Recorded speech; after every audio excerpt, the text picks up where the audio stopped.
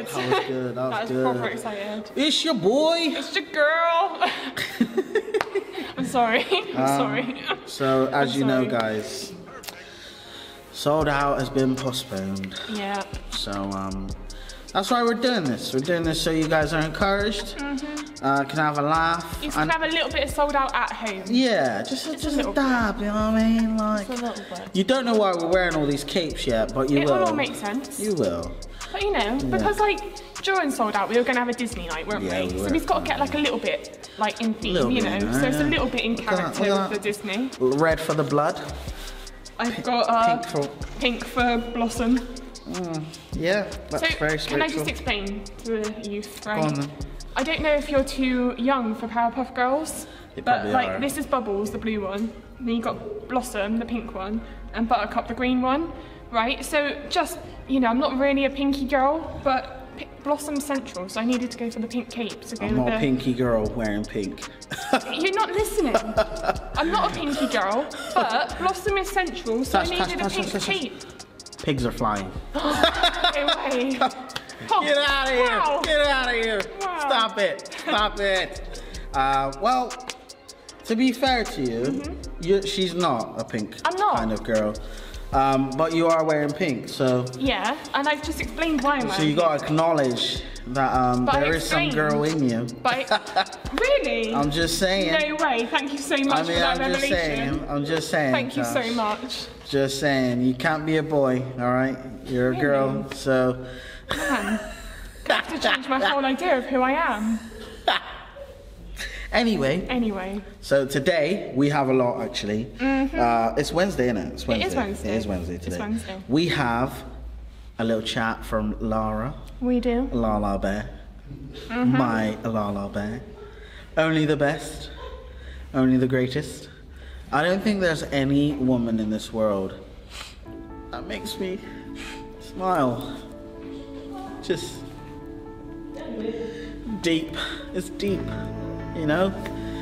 You know, there isn't like... Didn't you say that about Lynn last week? No, And then like Hazel the week before. And then Anne. Yeah, but that was... I was about to say this week.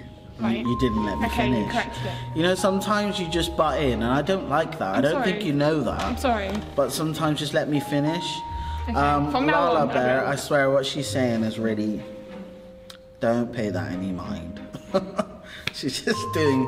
Why would you do that? All I'm saying, Lala Bear, is that he's ruined after it. something. My days. I'm just letting you know. Anyway, it's fine. Let's move on. Let's move on. I'm done with this. So- well, we've got a game. We do have a game. We have a game. Who's on the game, Joa? You And? Freya. Oh. Game 1 is Tash versus Freya, and it's Bible trivia. It is indeed. I know my trivia. All right, let's see. See how well you know your trivia. All right. If you can see me, which I'm not sure if I'm honest, but we are doing Bible trivia. On my right, on your left is Freya. On my left, on your right, yes, is Tash. So we have two buzzers. One buzzer, two buzzers. What we're going to do is, we're going to play a game of Bible trivia. Whoever gets the question right, gets the points. First to 5 points wins. To be honest, let's not do that. We're just going to do 5 questions. Whoever wins in that, yeah, you won. All right. Because, to be honest, we might be here all day if we say you have to answer all 5 questions. Wonderful. Okay. Got this. Yeah, you do, I hope. For your sake. On which day did God create the earth and the seas? Tash. The second day. Wrong. Oh man. It automatically goes to you. Oh, third? Correct. Correct. 1-0. 1-0. So now we move on. Fantastic. Oh, okay. Tomorrow. You have to be the first to buzzer, remember? Yep. Question number 2. Sorry, I was going a bit too forward there. Who did Jesus ask for water at Jacob's well? Oh, I knew The it. Samaritan woman at the well. Correct! Woo! 2-0. You need to be quicker. I You knew need to be it. quicker. I knew it. Getting my buzzer ready. All right, complete this sentence. Oh Lord, our Lord, how majestic is your name in all the Earth? Correct! Yes! 2-1. She's doing very well, guys. Can we just clap for her for a second? She's doing well. 1 on the board. All right, let's move on. Okay. Who's next? All right, cool. The shortest verse in the Bible consists of how many words? 2. Correct! Can you say the verse? Jesus wept. Oh, Correct! 3-1. I knew that. You did, I but knew it. did you do anything with that? Anyway. It's all love. I'm back. All right, what question are we on now? I don't know. Question number 5. All right. Who tried to kill Elijah? Oh.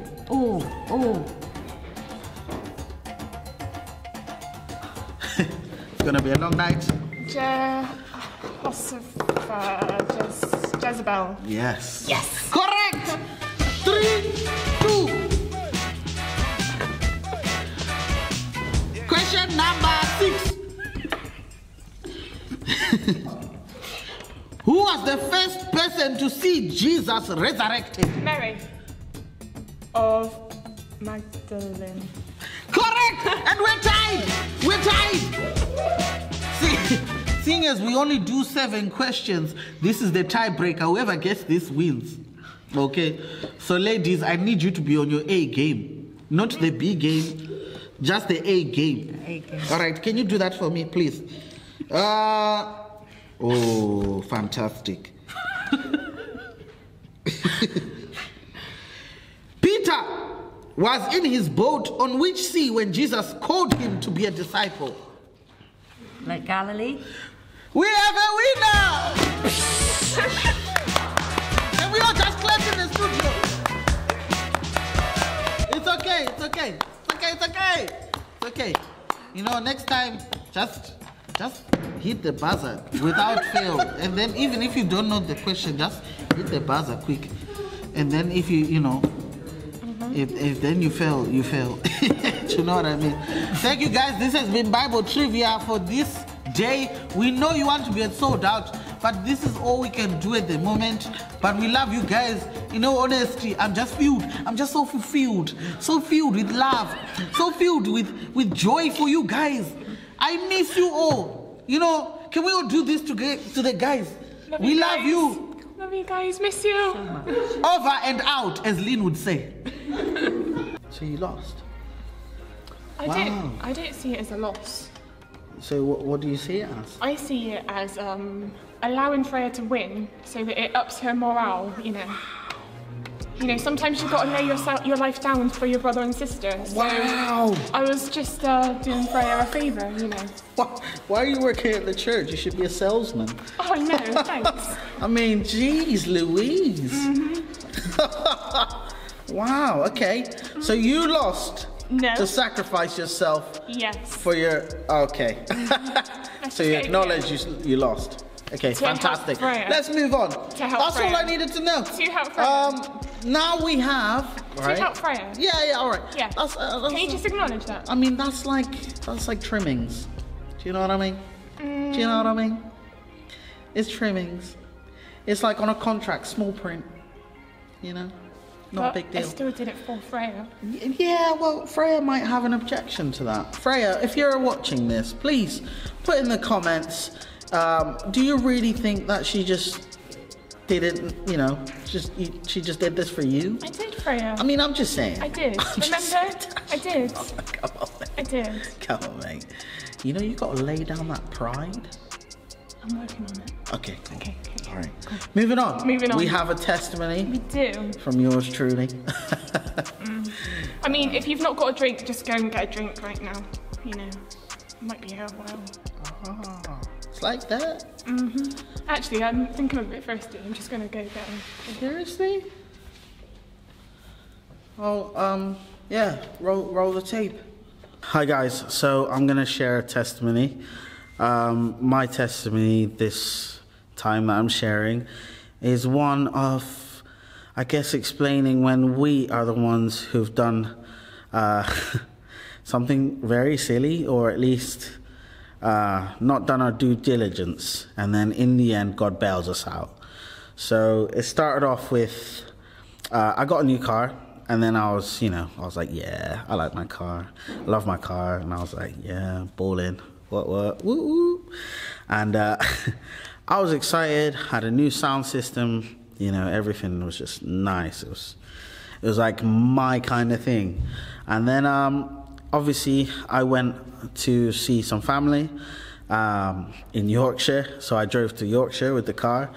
And, you know, let me track back a little bit. It starts off when I had the car and I was driving it in Bristol, you know, and everything was good. And then one day I was driving up with my sister. I was driving up to the church, and then I drove up, and as I was driving, there's a little bit of smoke. I saw a little bit of smoke come from the car, and I was like, that's weird. But I didn't think much of it, because I was like, it just stopped. It stopped at a certain point. So I was like, cool. So I went home, and I was like, you know, I didn't think about it much, because I was like, well, you know what? Sometimes cars do that, right? You know? I mean, cars just, a bit of smoke comes out. That's normal, right? It's not normal because it came from the engine. But in my head, I was like, well, that's kind of strictly normal, isn't it? I've never had this car before, so whatever. So then after that, maybe like a week later, that's when I went to visit family in York. And I was like, cool, this is nice. Had fun, loved it. And then I was now getting ready to go. And then I thought in the back of my head, I was like, I should probably put like oil in my car or water of some sort, you know, just in case. But then I got there and the line was too long. So I was like, I think the car's fine. I think the car's all right. There's nothing wrong with it. If I'm honest, I'm going to do it. So I ignorantly decide, you know what, I'm just going to go. I've not had this car long, and everything was serviced. I've got all the paperwork, everything's good. And then I'm driving, and I think it's probably like 45 minutes to an hour in. And I just felt like, I need a drink. You know, I already felt like there's something wrong with the car, but I never really looked much into it. But I was like, I need a drink. So I pull up at the services, I get there, and literally as I'm driving into the services, that smoke comes back again. I can see the smoke from my car, but it was like as soon as I pulled up to a parking spot, that's when all of the smoke just started consuming the car. So I got out, went to open the bonnet, and all I could see was fire, dropped it straight away, and then the car was on fire. But it was on fire at the front, but I had enough time to get all my stuff out in the boot. And I was in panic mode, really, but I'm quite a chill panic mode. I'm not gonna cry. I'm just gonna get on with it. And then I got out of the car, and then some people were helping me get my stuff out of the car. And then obviously at the services, went and called my uncle, need help, whatnot. But I was there for about 4 hours. But my car, it didn't blow up because the fire was at the front. It never got to the back. But the miracle of that is that I didn't mean to pull up to the services. I just ended up thinking, maybe I need a drink. But I know for a fact, had I kept on driving on the motorway, it was going to catch fire. And if I didn't stop when I stopped, I wouldn't have got out of it. Either that, or I would have I would have had to maneuver some way to get to the hard shoulder, run out, and then that's a whole nother mess. But God delivered me out of my own mess, my own stupidity, my own like ignorance, and that sometimes that little voice that's telling you to do certain things is not just you being stupid, it's not just you being silly, it's actually God taking care of the little details that we throw around, that we say, oh, it's not that important. So whenever you feel like God is pushing you to do something, now this isn't always going to be about a car, it could literally be about go to the shop and buy a drink. You never know who you're going to meet there. God has a purpose for every little thing that you do, everything that we all do. So take it seriously. And that's when I was like, man, I need to take God's voice seriously. I didn't put water in my car, I didn't put oil in my car because I thought, it's fine, even though I had the conviction in my heart that I probably should do it. So my testimony to you really is just don't be stupid, but also that God still takes us out of those situations even when we're wrong, even when we're the ones who have not listened to him. So that's not to say everything you do is because you didn't listen to God, but sometimes that can happen. Sometimes you just didn't listen. God is always speaking and we are not always listening. But I encourage you, listen to the voice of God. You are his sheep, so you can hear his voice. Just allow yourself to be in that place. Be still and know that he is God. Thank you, guys. Moving on. So yeah, what did you think of my testimony? It was really, really good. I really liked the bit that you talked about the thing that God did. She didn't watch it. She didn't even hear it. She didn't see it. Sometimes you ask God to bring you friends, and then he just piles you enemies. So, but you just gotta live with it. You just gotta live with it. It's times like these where I know my friends are. I know my Shadrachs and my Meshachs and my Billy Goats. I know that. And right now, hey, you might be that Billy Goat, I'm just saying. But anyway. But. Tash. But. Goat means greatest of all time, so thank you. Oh, stop it. I'm just saying, you're complimenting me. Complimenting? It must be the drink, it's doing something to my mouth. You're complimenting me, so I'm going to take it. Anyway, that's fine. Well, my testimony was about me, my car, and how I narrowly evaded death because God just shifted me somewhere else because of my stupidity. Well, it's a great testimony because I have heard it before. Yeah. So if you did listen to it, which I really hope you all did, it is a really great... Do you? No, I do. To support you. I do. That's cool. But anyway, it is really amazing how God is in the detail, as Jamie would say. So just at that exact moment that you needed to pull over, you did. Yeah, and it's great. I mean, I can laugh about it now. Yeah, I remember getting that message and I was like, oh my days, what is happening? And the picture of his car, man. It was pretty bad. But speaking of laughing, we have a little segment. Do we now? With our Lindor. Oh yeah, good old Lindor. Lindor. If you don't know, that's Linda. If you don't know that, that's Lynn. Yeah. And she's about to do some jokes with you guys. Yep. You right then, girls? All right. Yeah, you're right. This is good. Yeah, this is good. I'm going to bore you now. Oh, okay, we're ready. I found some jokes, Tash. Oh, okay. Yeah, I found some jokes. Yeah, I can't wait. This is my first time hearing your jokes. Yeah. So let's do it. Yeah, Wait, don't get your hopes up. I will say, just be calm, Comfort. Oh, God. All right? Don't get excited about any of it. Just, just be calm, yeah. I found these jokes on the internet. Oh, did you? So I can't take credit for any of them, really, because my brain doesn't work that way. Oh, so I have to see and hear it, and then I write it down. Okay. It's much better that way, especially when you're somebody my age. It helps. Yeah. All right. Are you ready? We're ready. Yeah. Are you ready? Right. What do you call a No. Go on then, go on. What do dentists call X-rays?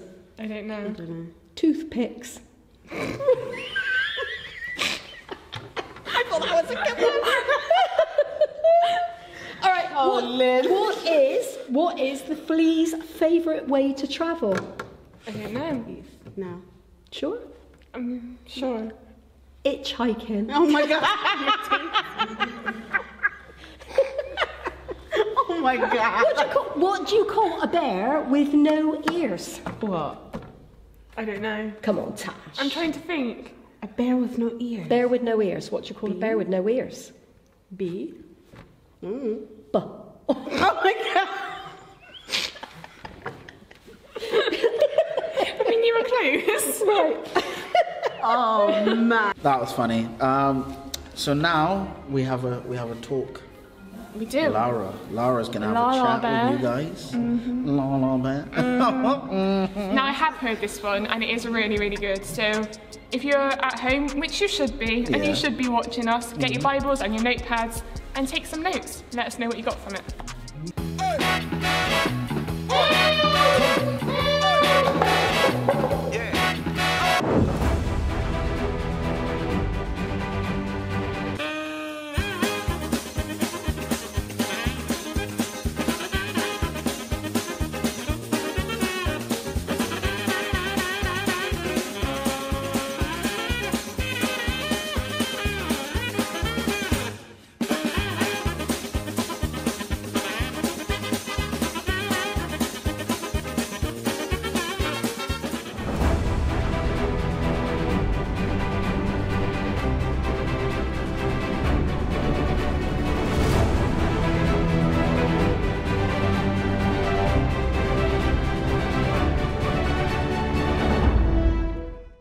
Hi guys, you probably don't know me very well, but I'm Lara, or as Joab calls me, a La La Bear.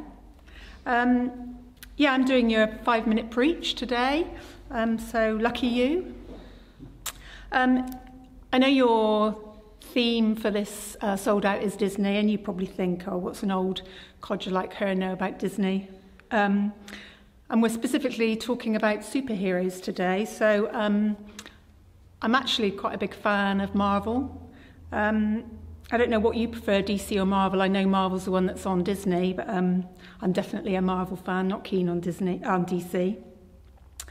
And while I was thinking about what we could talk about today with regards to superheroes, I remember when I was younger, back in the olden days, I used to think what superpower I'd like to have if I was a superhero, and I'm sure that you guys have kind of done the same. Whether you'd like to fly or have x-ray vision or super strength or speed. The superpower that I always wanted was invisibility. I thought you could get up to all sorts of mischief if you were invisible. And to get to actually what we need to talk about, which is the Bible, just going to have a nice little link in because we're talking about superheroes in the Bible. I don't know whether you've ever considered that the Bible is absolutely full of superheroes, people that we read about that we'd actually like to be like, those kind of people. So I'm going to run through a few of the people that we see as superheroes in the Bible and why we see them as superheroes. I'm going to start pretty near the beginning of the Bible with Moses. He was the guy who saved millions of Israelites from the Egyptians. You can't get more hero-ish than that. And he had this staff that he parted the Red Sea with, and he struck a rock and water came out so that the Israelites had something to drink. And I wanted to liken this this staff that seemed to have power, like Thor's hammer. Obviously, wherever Thor went, he has his hammer. Wherever Moses went, he had his staff, and this staff seemed to help him perform all sorts of miracles. And then we come to David. Before he was king, just a small boy, shepherd boy, he went and killed a giant called Goliath, who was a seasoned warrior. He'd fought in many battles, and apparently, from the measurements that you read about in the Bible, Goliath was 9 foot 7 inches, which is fairly tall. And David was written about as he was just a small boy, and despite that, he just used a slingshot and a stone and brought down that huge giant. And I kind of liken that to Hawkeye. He's that expert marksman with his bow and arrow, and whatever he aims at, he hits. So, we've got David as Hawkeye in the Bible. And then we move a little bit further through the Bible to Elijah. Elijah healed the sick. He raised the dead. You can't get any more superhero than that. And he also brought down fire from heaven. So I'm thinking of the superhero Phoenix now. So we've got a lady superhero. She had power over fire and could shoot out fire from her hands. So that's a superhero I kind of liken Elijah to. He also, a little bit later on in his story, travelled faster than a chariot to outrun King Ahab. King Ahab was kind of one of his enemies, and he travelled faster than the chariot to get to a place ahead of King Ahab, and that kind of reminded me a little bit of the Flash, travelling so fast. And then we have three of my kind of favourite characters in the Bible. I'm sure you've heard of them too: Shadrach, Meshach, and Abednego. They were three Israelite boys, and I remember reading about these when I was a kid, and I used to think that it was Shadrach, Meshach, and Abednego, like off to bed we go, but it's not. It's Abednego. And so they were Israelite boys, and they were in the land of Babylon, and they'd been given Babylonian names. That's Shadrach, Meshach, and Abednego are their Babylonian names. Their Hebrew names, their Israelite names, were Hananiah, Mishael, and Azariah. So, the king at the time was Nebuchadnezzar, and he wanted everybody to bow down to this enormous gold statue that he'd made. And he said that if anybody was not going to bow down to the statue, that they would be thrown into a fiery furnace. And because Shadrach, Meshach, and Abednego were good Israelites, followers of the living God, they said that they would not bow down to a statue because the only person that they would bow down to was their God. So Nebuchadnezzar threw them into the fiery furnace, and he actually heated up that fiery furnace 7 times hotter than it would ordinarily have been, so fairly hot. And when he's looking into the fiery furnace to see if Shadrach, Meshach, and Abednego were burnt up, they weren't burnt up at all. They were walking around with a 4th figure in the furnace. And I thought of Superman here. Superman, quite often you see him in films repelling. He's got this kind of shield over his body that if somebody fires some kind of fire at him, that's repelled. So I was thinking of Shadrach, Meshach, and Abednego being like Superman. And I like the kind of faith that Shadrach, Meshach, and Abednego had before they were sent into the fiery furnace. They said to King Nebuchadnezzar, "God will save us, but if he doesn't, we still will not bow down and worship the statue." So that's how much faith they had in God. And moving along to Daniel. Daniel was told that he should be praying to King Darius at the time. And again, he was a good Israelite boy, and he knew that the only person that he should bow down to and worship was the living God. So he refused to bow down and worship King Darius or pray to him. And he, for his punishment, was thrown into a pit of lions. King Darius went the next day to look in this pit of lions, thinking that he'd find Daniel dead. But he wasn't. He was alive and well, and the lions' mouths were shut. And I don't know whether you know this, but Wonder Woman had the ability to communicate with animals. So I was kind of reminded of Wonder Woman's powers, that she could communicate and control animals. So maybe we can see a bit of Wonder Woman in Daniel. Now, there's not just male superheroes in the Bible. I'm thinking of Tash here because she always likes to talk about strong, independent women. And there were many strong, independent women in the Bible too. So these ones are for Tash. They don't necessarily have the superpowers that we see in Daniel and Moses and David, but they were definitely superheroes of the time. We think of Rahab and Esther and Ruth, and there are many others all the way through the Bible. And I've just talked about Old Testament superheroes. There were others in the New Testament. I think of Peter in prison, and his chains miraculously fell off and the prison doors opened in Acts. And also in Acts we have Philip, who was talking to an Ethiopian man about the gospel, and he is immediately transported from one place to another. And then we have Paul in Acts with his healing handkerchiefs. That's quite superhero-ish, isn't it? And if you don't believe me, have a look at Acts. There are healing handkerchiefs that Paul had. So I want to tell you something about these biblical superheroes. They don't really have any superpowers at all. Shock, horror. Moses was just a reluctant stutterer. It was the power of God that was in him, not the power of Moses that brought water from the rock with the staff and parted the Red Sea.